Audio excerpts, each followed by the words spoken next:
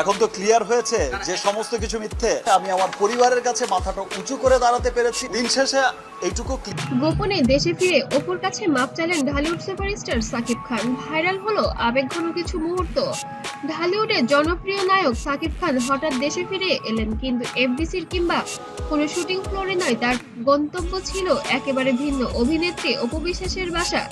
এই খবরে পুরো মিডিয়া দুনিয়া যেন থমকে গেছে। তবে সাকিব গাড়ি থেকে নেমেই অপুর দরজায় পৌঁছায়। অপু সাকিবকে অনেকদিন ধরে এড়িয়ে চললেও এবার ভিন্ন এক সাকিবকে দেখা গেল তার চোখে।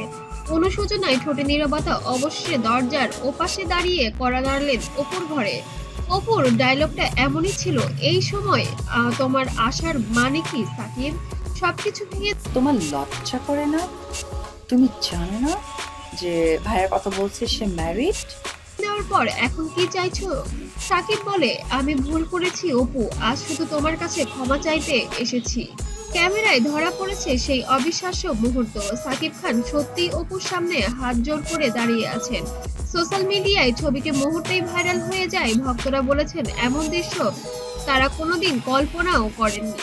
অপু আবার বলে, তুমি আমাকে শুধু নয়, আমাদের সন্তান জয়কেও কষ্ট দিয়েছো। তুমি কি জানো প্রতিটি রাত আমি কিভাবে কাটিয়েছি?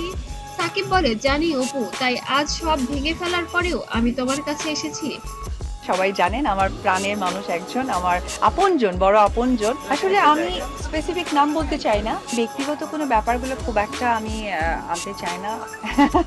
সময় শেষ, টাইমস আপ। হয়তো দেরি হয়ে গেছে, কিন্তু তোমাকে ছাড়া আমি অসম্পূর্ণ।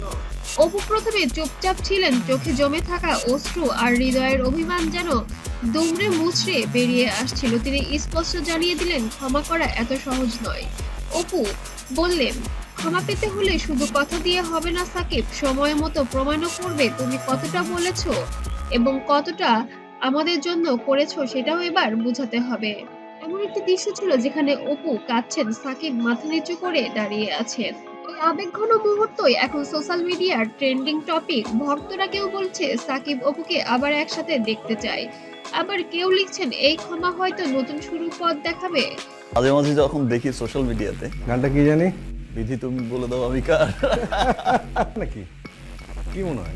প্রায় প্রায় ফেসবুকে দেখি অনেকে লেখালেখি করে যে সাকিব ভাই, আমিন ভাই আপনারা একসাথে কাজ করবেন না। চলেন শুরু করে দেই। আচ্ছা, ইমিডিয়েট কিছু করা যায় না? অপু জানালা দিয়ে বাইরে তাকাচ্ছেন আর সাকিব ধীরে ধীরে সরে যাচ্ছেন। তাহলে কি এটাই নতুন মোড়, নাকি এই সম্পর্ক থেকে আরো নতুন কোনো ভবিষ্যৎ নেই? উত্তর লুকিয়ে আছে সময়ের অপেক্ষায়। অপু চাইলে আমি তোমাকে আরো সুন্দর জীবন দিতে পারি, কিন্তু তোমার একটু ধৈর্য ধরতে হবে এবং আমার পাশে দাঁড়াতে হবে, এমনই একটি কথা ছিল সাকিবের পক্ষ থেকে।